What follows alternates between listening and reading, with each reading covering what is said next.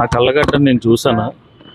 Actually అబ్బాయిని అక్కడ తీసుకొచ్చి ఆ అదే రూమ్ లోని షర్ట్ ఇప్పినప్పుడు నేను చూసినప్పటికీ డోర్ వేస్తారు. అప్పటికి నేను అడుగుతున్నాను, ఎందుకు అలా చేస్తున్నారు, స్టేషన్కి అప్పచెప్పండి, మనకి ఆ రైట్ లేదు కదా, కొట్టే రైట్ మనకి లేదు, స్టేజ్ చట్టం అనేది ఒకటి ఉంది కదా, పోనీ ఎంత తప్పు చేసి ఉండొచ్చు, అక్కడ న్యాయం ఏంటంటే ఎవరు తెలియదు కదా, అంటే నీకు తెలియదు కదా, మీ అక్కకో చెల్లికో జరిగితే ఊరుకుంటాం అంటే, పోనీ దానికి ప్రూఫ్ చూపించండి, సీసీ కెమెరాలు ఉన్నాయి కదా, సీసీ కెమెరాలు చూపించమంటే సీసీ కెమెరాలు లేవన్నారు. ఓకే, దానికి ఎగ్రీ అయ్యాం. నేను ఒక 20 మందిని మా బ్లింకిట్లో నుంచి పిలిచాను, నేను ఒక్కడనే ఉన్నాను కాబట్టి. అన్న వద్దన్నా ఎప్పొద్దన్నా అంటే అప్పటికి బెల్ట్ తీయించారు.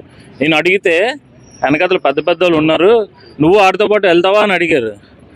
ఇప్పుడు మాలాంటి వాళ్ళకి ఇదే బతుకు, ప్రతిసారి ఇదే జరిగితే మాకు ఎవరన్నా రెస్పాన్సిబిలిటీ చెప్పండి. మాకు ఇచ్చేదే 20 రూపాయలు అన్న ఆర్డర్కి. ఇలా అయితే ఎలా అన్నా, దీనికి ఈరోజు న్యాయం అయితే జరుగుతుంది, నీకు కాదనట్లే.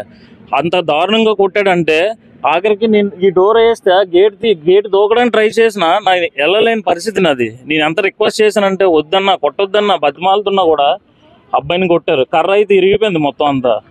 మేమంతా ఫైట్ చేస్తే ఆఖరికి నేను ఒక 30 మందిని మేము అలా తెచ్చుకుంటే అప్పుడు వాళ్ళు కంట్రోల్ అయ్యారు. వాళ్ళు కూడా లోపల పని మనుషులు వాళ్ళు కూడా మాకు బాగా సపోర్ట్ ఇచ్చారు.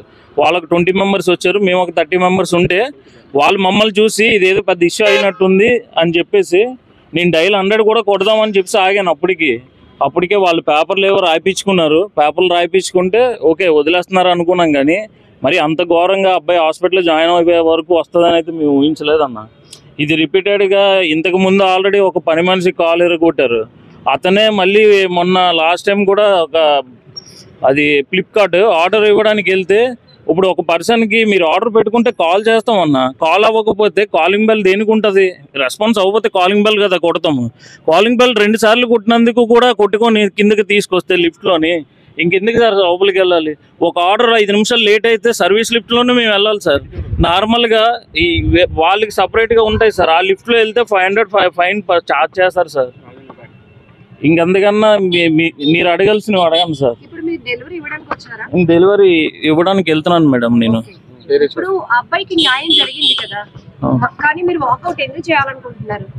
మేము వాకౌట్ చేయాలని అనుకోవట్లేదు మేడం.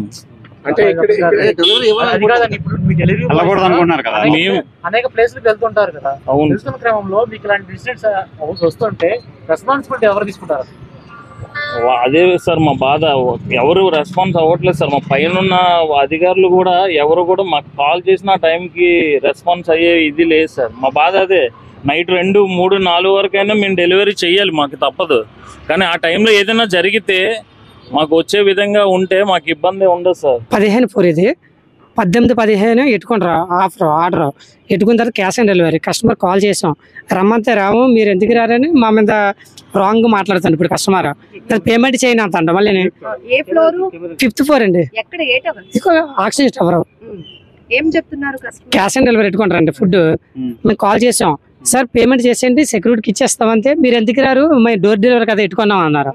సార్ మేము ఒక 6 నెలల దాకా రావండి పైకి, ఇప్పుడు మాకు అంతా వ్యాకౌట్ అవుతుంది, దానివల్ల మీరు కిందకి రండి, నాకు పేమెంట్ చేసేయండి అంటే పేమెంట్ చేయము, క్యాన్సిల్ చేయము. వాకౌట్ చేస్తామండి 6 మంత్ దాకా. దానికి కస్టమర్ చేయనంతానండి. ఇప్పుడు ఇదిగోండి cash on delivery flat sir. Zomato order sir పైకి రావడానికి అవ్వదు సార్, సెక్యూరిటీకి ఇస్తాం మేము. మీరు క్యాష్ సార్ మొన్న జరిగిన ఇష్టంకే కదా సార్ మేము రాకుంటాను 6 నెలల దాకా సార్. ఒకళ్ళు చేస్తే ఒక అపార్ట్మెంట్లు చేస్తే అందరికి తప్పే కదండి, అది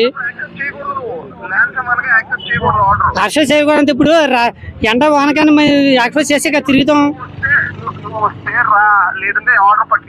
అది క్యాన్సిల్ చేసుకోండి సార్, క్యాన్సిల్ చేసుకోండి.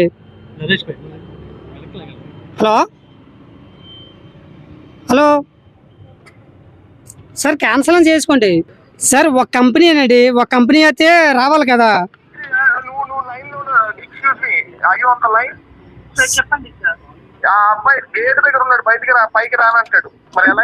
మేడం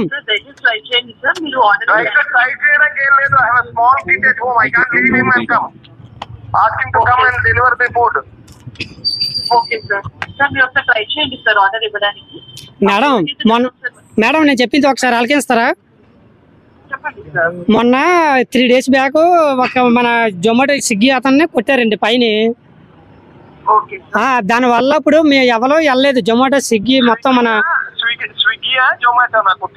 సార్ ఏదైనా ఒకటే కదా, ఒక బాయ్ కదా సార్. జొమాటో అయితే స్విగ్గీ అయితే సార్. సార్ అంతా ఒకటే, జొమాటో స్విగ్గీ ఏంటండి అంతా ఒకటే కదా సార్. మేము 2 లాగిన్లు అంతాం. ఒకటి ఇప్పుడు ఆతలోడికి జరిగినప్పుడు మాకు జరగదండి నమ్మకం ఏంటండి. స్విగ్గీ జరిగిందండి. ఎవరో మా ఫ్రెండే కదా అతలోడు. సార్ మీ అపాయింట్మెంటే కదండి, మీ అపాయింట్మెంట్ కాదా? ఒకలే కదా సార్. ఇప్పుడు ఒకరు తప్పు చేసిన అందరికి ఒకటే రూల్స్.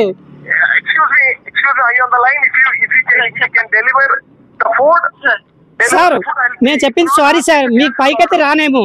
మేము సెక్యూరిటీ కొమ్మంతా ఇస్తాం, మీరు ఆన్లైన్ పేమెంట్ చేస్తే చేసేయండి, క్యాన్సిల్ చేసుకోండి సార్. మీరు పద్ధతి మాట్లాడలేదు సార్. సార్ క్యాన్సిల్ చేసుకోండి, నేను 10 గంటలకు వస్తానండి పైకి. మన జరిగిన ఇస్తాక మేము పైకి రావడానికి అవ్వదండి. ఇప్పుడు విన్నారు కదా, కస్టమర్ కాల్ చేస్తే రావండి అంతే, క్యాష్ ఆన్ డెలివరీ అంతే. పేమెంట్ చేస్తే క్యాన్సిల్ చేయమన్నా చేయకొంతంట. ఇప్పుడు అంతా మీరే కదా విన్నారు వాయిస్ రికార్డు అతనిది. ఇప్పుడు వాకౌట్ చేయాలని మీరు ఎలా నిర్ణయించుకున్నారు? మొన్న జరిగిన విషయంకే కదండి. ఇప్పుడు సిగ్నల్ రాదు, అందులోకి సిగ్నల్ రాదు. ఇప్పుడు ఆడికి జరిగింది నాకు జరగవచ్చు, నాకు ఇతనికే జరగవచ్చు, ఎవరికైనా జరగవచ్చు. పైకి సిగ్నల్ రాదు, బండి కిందకి వెళ్ళవరు. ఇప్పుడు ఎవరికి చెప్తాం? మన జరిగిన దానికే పట్టించుకోలేదు. ఇప్పుడు వచ్చి సార్ పైకి ఫుడ్ తీసుకుని రమ్మంటున్నారు సార్. ఇప్పుడు పైకి ఫుడ్ తీసుకెళ్దాం అంటే సర్వీస్ లిఫ్ట్ లోనే వెళ్ళాలి సార్.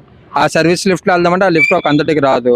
మళ్ళీ మాకు ఏదైనా ప్రాబ్లం అయినా వెంటనే ఎవరికైనా ఫోన్ చేద్దామన్నా ఏం చేద్దామన్నా సిగ్నల్ ఉండదు అక్కడ. ఇది ఫస్ట్ టైం ఇన్సిడెంట్ అయితే కాదు, ఇది 3వసారి డెలివరీ బాయ్ జరగడం.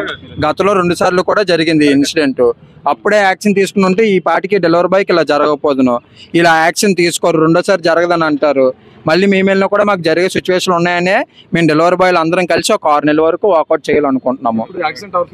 6 నెలల వరకు ఆక్సిజన్ టవర్స్ లోకి వెళ్ళాం sir. Customer security back and gate లోనే ఇస్తాము. కావాలంటే కస్టమర్ పేమెంట్ చేసుకొని బ్యాక్ అండ్ గేట్ లో కలెక్ట్ చేసుకోవాల్సిందిగా ఉంటది. 6 నెలల పాటు కూడా మాకు ఇంకే ప్రాబ్లం లేదు. ఈ లోపలనే డెలివరీ బాయ్లు అందరికీ పర్లేదు అనుకుంటే ఈ లోపల మేము అందరూ వెళ్ళి డెలివరీ చేయడానికి కూడాను కొన్ని రోజులు టైం పట్టింది సార్. మొత్తం డెలివరీ బాయ్స్ మొత్తం అందరం తీసుకున్నాం. స్విగ్గీ, జొమాటో, ఊబర్, ర్యాపిడో మొత్తం అన్ని ఫుడ్ వాళ్ళు అందరం కలిసి నిర్ణయం తీసుకున్నాము. ఇవాళ మార్నింగ్ సిపిఎం పార్టీ ఆఫీస్ లోనే ప్రెస్ మీట్ జరిగింది. ఆ ప్రెస్ మీట్ లో మాట్లాడారు మా తాలూకాలు అందరూ. అప్పుడు నిర్ణయం తీసుకోబడింది. ఇప్పుడు అపార్ట్మెంట్ వాళ్ళు చెప్తున్నారు కదా, ఎవరో ఒకరు చేసిన తప్పుకి మేమేం చేసామని. గతంలో కూడా జరిగింది. మీరు మన యూట్యూబ్ లోకి వెళ్ళి ఆక్సిజన్ టవర్స్ అని కొడితే గతంలో కూడా లేడీకి ఏం జరిగిందో కూడాను మన ప్రెస్ వాళ్ళు తీసారు. ఆ రోజు సాక్షి వాళ్ళు, వేరు మీడియా వాళ్ళు కూడాను ఆ లేడీకి ఏం జరిగిందో గతంలో కూడా చూపించారు. ఇప్పుడు అదే విధంగా అదే ఫ్లాట్ ఓనరు డెలివరీ బాయ్ కూడా ఏం జరిగిందో చూపించారు. మాకు లోనికి వెళ్ళడానికి భయం ఏముందంటే, లోనికి వెళ్తే మా ఫోన్లో signal first of all signal ఉండదు. ఆ సిగ్నల్ వల్లనే భయం వేస్తుంది. లోనికి వెళ్ళి ఏం చేస్తారో కూడా తెలియదు. ఆల్రెడీ పోలీసు వాళ్ళు అరెస్ట్ చేశాను అంటున్నారు. అదే మా ఇంట్లో వాళ్ళని అయితే ఏమైంది ఏంటి తెలుసుకోకుండాను ఫుల్గా కొట్టేసి జీప్లో గట్టా తీసుకుని వెళ్తారు. ఆయనంటే ఏదో ఫ్రెండ్లీగా ఒక బండి మీద తీసుకుని అంటే ఒక డెలివరీ బాయ్కి బాగున్న వాళ్ళకి ఇదే తేడా అండి. అదే ఆ భయంతో మేము వెళ్ళట్లేదు. మాకు కూడా ఏం చేస్తారు. వాకౌట్ అయితే టైం పట్టిద్ది మేడం. వాకౌట్ అయితే ఇంకా నిర్ణయం లేదు. డెలివరీ బాయ్లు అందరూ నిర్ణయం తీసుకోవాలి మొత్తం అందరం కలిసి. ఇప్పుడు ప్రజెంట్ అయితే 6 నెలలు అనుకుంటున్నాము. ఇంకొక 2-3 డేస్లో మళ్ళీ సిపిఎం పార్టీ ఆఫీస్లో మీటింగ్ పెట్టుకొని అందరు డెలివరీ బాయ్లు ఒక మాట మీద ఉండి అప్పుడు నిర్ణయం తీసుకుంటాం. ఒక ఓన్లీ స్విగ్గీయే కాదు, జొమాటో, ఊబర్ మొత్తం అందరు నిర్ణయం కావాలి కదా, అందుకే కొంచెం టైం పట్టింది. అది ఇంకా ఇప్పుడు ప్రజెంట్ అయితే మేము ఏమనుకుంటున్నాం అంటే డెలివరీ బాయ్లు అందరం ఒక నిర్ణయం మీదకి వచ్చి వాళ్ళు ఏం చెప్తారో చూసి దాన్ని బట్టి పైకి వెళ్దాం అనుకుంటున్నాం.